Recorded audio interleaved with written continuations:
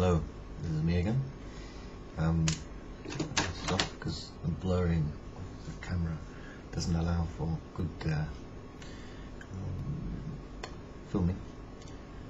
So there are some other poems that I remember looking at and thinking, I shall probably tell these ones out to the world too. Today is the Wednesday, the 6th of August. In 14 days' time I shall be 29, so it's sort of scary and all of that.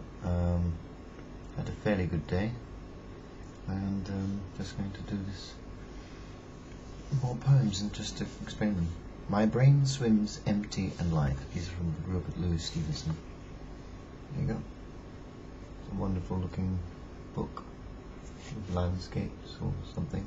Sea here and over here some kind of island. It looks very much maybe like the Lake District, but it's possible it could be anywhere. My brain swims empty and light. My brain swims empty and light, like a nut on a sea of oil. And an atmosphere of quiet wraps me about from the turmoil and clamour of life. I stand apart from living, apart from holy I stand. In my new grained growth of idleness I stand. I stood the shaken hour of yore in the Holy of Holies.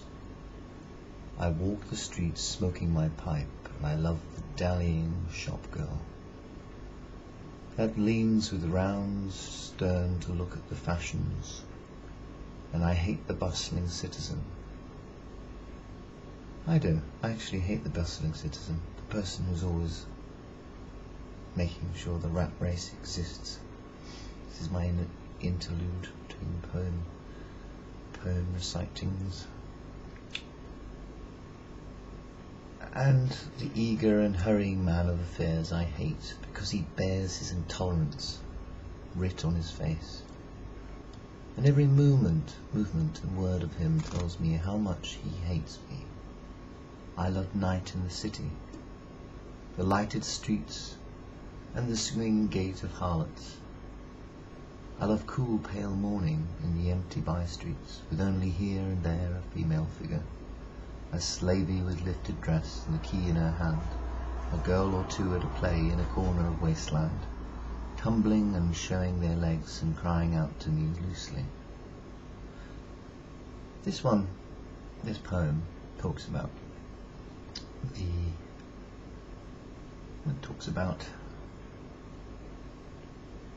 meaninglessness to life in some way. A nut in an ocean, or in a sea of oil.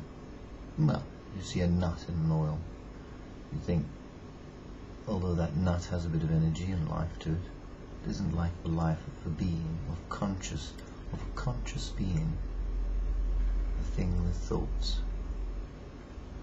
A nut in oil, that nut that could be so easily crushed, and then still remain a nut, but only a nut that was crushed into bits.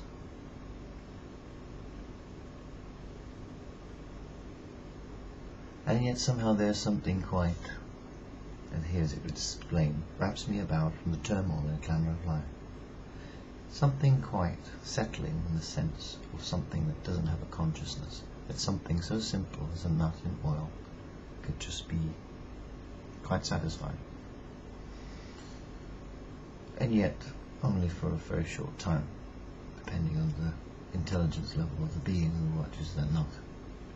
One would notice a person with simple intelligence would look at that nut and wonder if anything might happen to that nut, if it would change, if it would transform.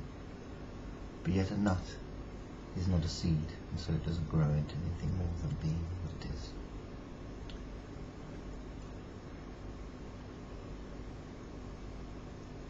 And yet, and this statement is one that we all bear witness to. I stand apart from living, apart and holy I stand. One knows from oneself, without saying one too much. And in that statement too, it is quite obvious that one is the whole idea of God.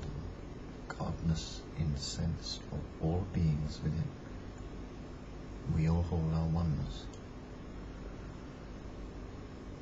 So, wholly I stand on my own, and in that holiness, straight and simultaneous moment, and idleness exists with it. So however much you plan your life, you can find that there is some uncomfortability with the fact of being holy, being one, and yet somehow never quite shirking idleness.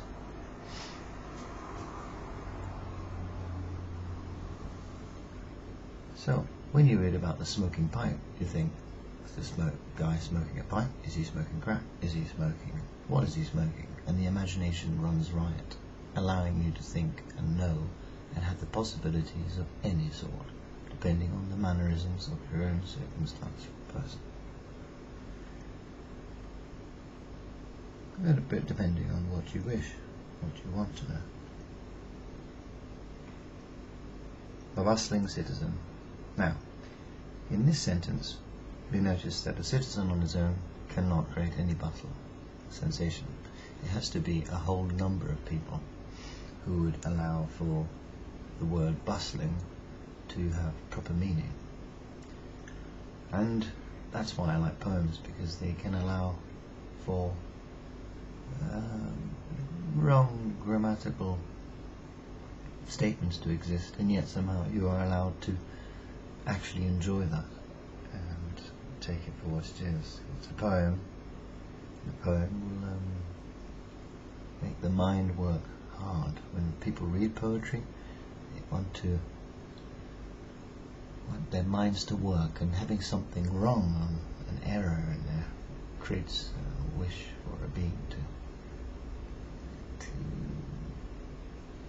need their mind to overwork. And yet somehow, being intelligent, you could realize that you may just want to have an error in there. It allows you to, the viewer, really work harder and think, never mind the error, I should read this again. I should read it with the context, finding more imaginative thoughts, more shapes that exist, to manifest, to urge the person onward.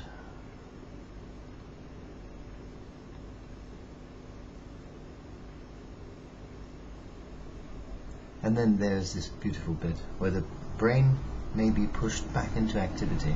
Those cool, pale mornings, the lovely empty by-streets with only here and there a female figure. The beauty of a female figure, the graceness and the wonderfulness of a woman's hair and how long it is.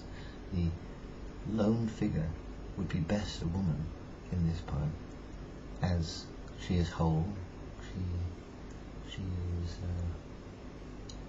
able to give life, and that is the most beautiful thing. But a woman in the morning on her own, maybe gathering fruit, or maybe in the garden, standing there alone like Eve, and yet she may not be Eve, but she may have the essence of Eve. And so many other imaginative things come to mind, the paintings of women with long hair, and these impressionistic paintings and so on. So you really do start to love this poem again. It comes away from emptiness, it slowly infuses wonderful, unique, subtle, creative urges in you that make you feel, nothing can not quite creep up on me in this imaginative, in this world. Moon and all sorts of other things are powerful. And yet today, again, another wonderful force of nature. Thunder. Thunder was fantastic tonight. And then there was the lightning too, which flashed 2 seconds later. This is my end of life poem. The next one will be The Cruel Mistress.